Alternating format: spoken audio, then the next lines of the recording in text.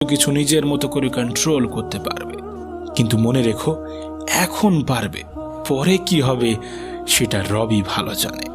তাই ওঠো, জাগো, নিজেকে চেনো।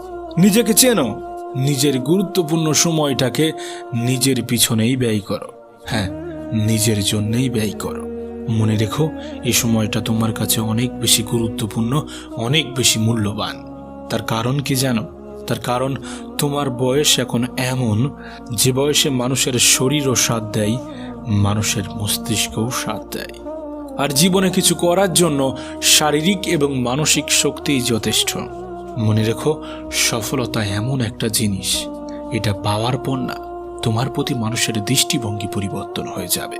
সফল ব্যক্তিদের প্রতি মানুষের দৃষ্টিভঙ্গি পাল্টে যায়।